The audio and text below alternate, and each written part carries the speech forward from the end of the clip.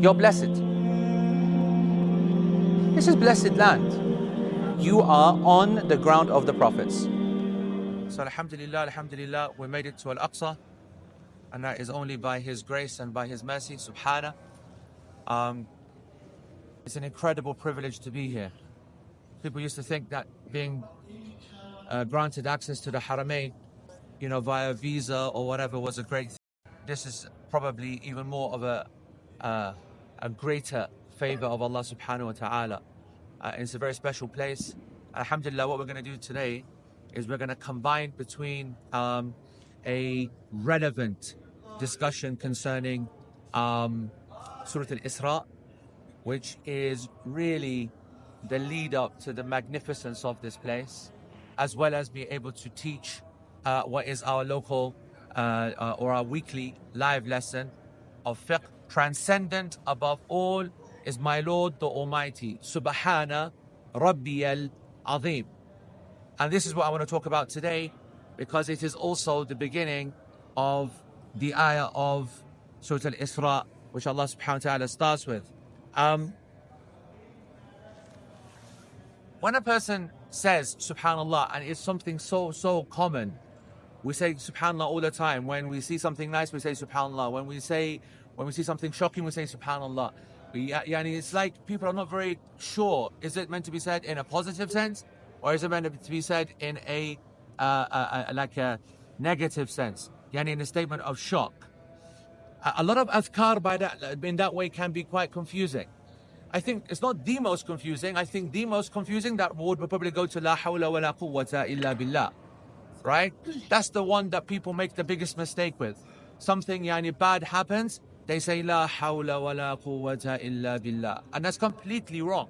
It's actually not even nearly wrong. It's completely wrong. La hawla wa la quwwata illa billah is a statement of strength and positivity. It's a statement of motivation. Moving forward, La hawl wa la quwwa illa billah. That there is no change in situation, there's no ability to be able to do anything except by the will of Allah subhanahu wa ta'ala. La hawl, no change, wala quwwa, no power, no ability, illa billah, except by Allah's leave.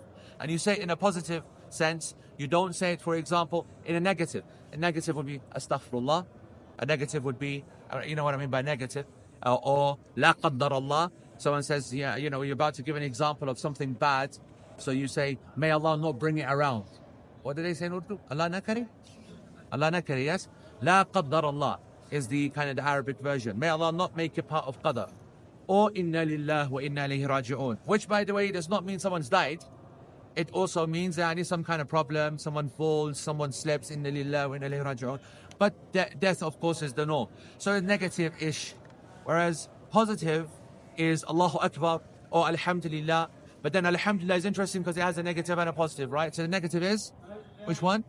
Alhamdulillah, ala kulli hal, right? Something bad happens, you say, Alhamdulillah in every circumstance, good or bad, Alhamdulillah, right? That's the sunnah of saying ala kulli hal. And then in a positive sense, obvious, Alhamdulillah, Allahu Akbar. And la hawla wa la quwwata illa billah is definitely from that category. A positive kind of presentation, or statement. So, subhanallah, if we understand its meaning, then we can maybe get a better idea of whether it is positive or negative. And subhan is a word that is mansoob. If you look at the end of the letter, when you're doing Arabic grammar, and you look at, how do I actually pronounce this letter, and how do I understand its meaning, we have this science called al-i'rab, which is basically identifying the what's the thingy? Pesh. Yes? Dhamma. Yeah? Dhamma, Fatha, Kasra, or Pesh, Zabar, Zir, right? Or Sukoon even. Identifying what that is at the back end of a letter to help us understand what the actual word is trying to say. Because obviously when it has its diacritical mark changed, then the grammar changes and the meaning changes. So i'rab, I don't know, in some kind of, technical phrase for what it is. I never understood the English kind of versions of grammar. But in Arabic, when you understand the i'rab or the state of a word, then you are able to understand its meaning. And subhan, you might say, why is it not subhani or subhanu, or is it subhana? And subhan is always subhana. It is mansoob da'iman. It is always in an elevated state of a fatha at the end. And that indicates that Allah subhanahu wa ta'ala, this is happening all the time. It is maf'uliyah, meaning that something is happening all the time. What is happening all the time? When we refer to Allah subhanahu wa ta'ala in a state of tasbih, when we say subhanak or subhanallah, it is always raised. Why? Because Allah subhanahu wa ta'ala is always praised. Allah subhanahu wa ta'ala is always made subhan of. So what does subhan mean? You see translated as glory. You see that translated as exalted. And glory, I've never understood where that comes from. The word glory, or the translation of glory, all right, connected to subhan. You know, subhan comes from the same from sabaha, to swim, okay? Or yasbahun, for example, Allah subhanahu wa ta'ala tells us about the planets that they are in their own orbit, and they are floating in their own orbit. Or I think in some translations of the Quran, you will see them say swimming in their own orbit. So there's a link to swimming or movement. So how could that be with Allah subhanahu wa ta'ala? Actually, the word in terms of its movement, in my opinion, is indicating distance. So when a person is swimming away from the shore, they're very, very soon, very far away. They just float and drift away with the waves, and the person is then suddenly he was here, and then a few minutes later, he's miles away. And subhan, when you see it in the Quran, whenever it is, almost always when it is used in a big statement of awe and shock. يعني قالت اتخذ الله ولدا, and they said that he took a son. Subhana. يعني may Allah, is, if you're going to translate it in a kind of like by meaning almost, it's like may Allah be free and removed from this nonsensical talk. Allah, you are transcendent, way above all of the weakness of people that they say such a stupid statement or such an ignorant statement. Allah, you are innocent of the ignorance of mankind. So you are freeing Allah subhanahu wa ta'ala, you are declaring His perfection, and you are removing, quote unquote, from Him deficiency, by Him being compared to the silliness of people and their deficiencies. And that's where the tasbih or the subhan comes in, of distance. That's why I've always liked, personally, the concept of transcendency, right? Allah is transcendent, above and beyond all of what people say.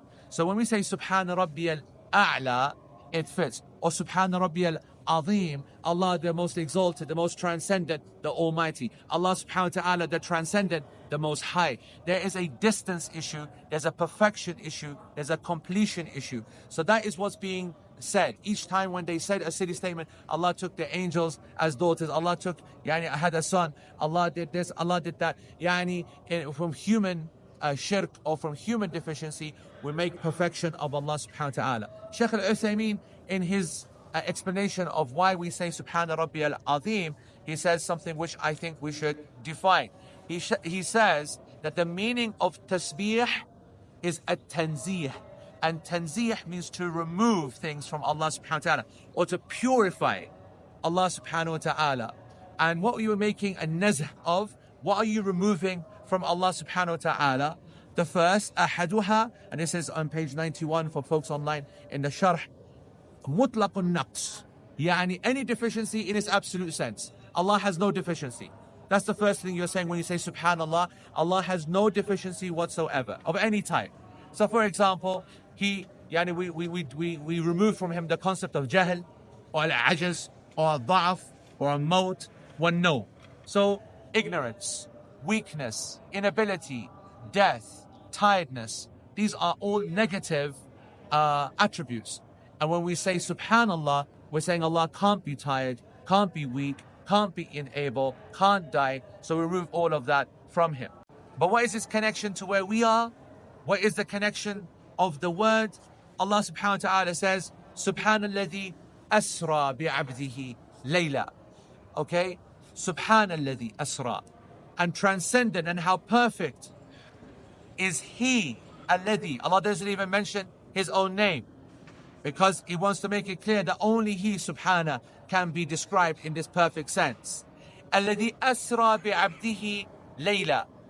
that took his servant on the night journey in that night من المسجد الحرامي إلى المسجد الأقصى الذي باركنا حوله لنريه من آياتنا إنه هو السميع البصير.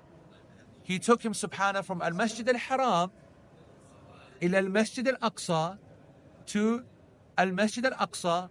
Masjid al-Haram is the sacred mosque or the sanctuary. إلى المسجد الأقصى until the furthest mosque or the farthest mosque, the surroundings of which we had blessed, in order that we would show him our signs, and indeed he is the all-hearing, the all-seeing.